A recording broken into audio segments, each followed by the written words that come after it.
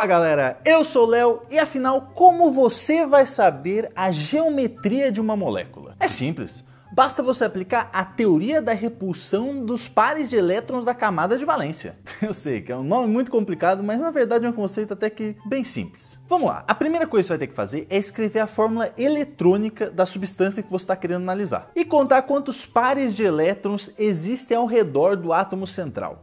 Mas o que são pares de elétrons? Basicamente é qualquer tipo de ligação covalente, seja ela simples, dupla, tripla, dativa ou pares de elétrons livres, que não estão fazendo ligação com nada. Por exemplo, CH4 tem 4 pares de elétrons, certo? São as 4 ligações do carbono com o hidrogênio. Agora, no CO2, por exemplo, são só 2 pares de elétrons, porque o carbono, que é o átomo central, está fazendo uma ligação dupla com cada oxigênio. Já na água, H2O, nós temos 4 pares de elétrons. As ligações simples com os hidrogênios e os 2 pares de elétrons livres do oxigênio. E depois de tudo isso, você vai para o segundo passo, que é você elaborar uma distribuição geométrica que mantém esses pares de elétrons mais longe um do outro, já que eles têm cargas negativas, por isso vai ter repulsão entre eles. Então, por exemplo, se for um par de elétrons só, tipo um H2, vai ser uma linha reta. Se for o CO2, que são 2 pares, também vai ser uma linha reta. Agora, e se forem 3 ou 4 pares de elétrons? Saca só, no SO2 eu tenho 3 pares, uma ligação covalente simples, uma dativa e um par de elétrons livres no enxofre. Então eu terei um triângulo. Agora, se eu tiver 4 pares de elétrons, como no CH4 ou no NH3, aí vai ser um tetraedro, porque é a forma mais estável desses pares de elétrons ficarem. Vocês lembram que a gente viu esta maravilha aqui?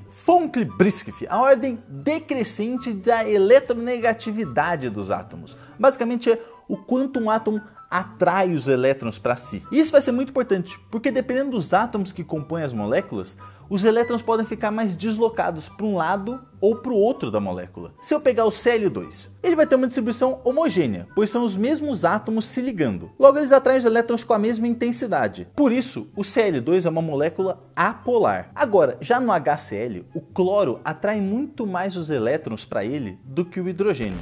Portanto, a gente vai ter uma molécula polar, em que a polarização vai ser representada por um vetor, o momento dipolar. Nesse caso do HCl, o momento dipolar resultante vai ser diferente de zero e vai estar apontando na direção do cloro. Agora, se a gente analisar o CO2, a gente vai ter 2 momentos dipolares na molécula, que são os momentos dipolares dos 2 oxigênios, puxando os elétrons para eles, já que eles são mais eletronegativos que o carbono. Agora, o momento dipolar resultante da molécula vai ser zero. Por isso que o CO2 é uma molécula apolar. Tudo isso pode ser resumido da seguinte forma: se a quantidade de pares de elétrons ao redor do átomo central for igual ao número de átomos ligados ao átomo central, a molécula será apolar. Se forem diferentes, ela será polar. A água, por exemplo, tem 4 pares em volta, mas só 2 átomos de hidrogênio. Portanto, polar. Já o CO2 tem 2 pares e 2 átomos ligados ao átomo central. Portanto, molécula apolar. Agora é muito legal esse papo todo de apolar e polar, mas para que serve tudo isso, pelo amor de Deus? Basicamente, substâncias polares tendem a se dissolver em substâncias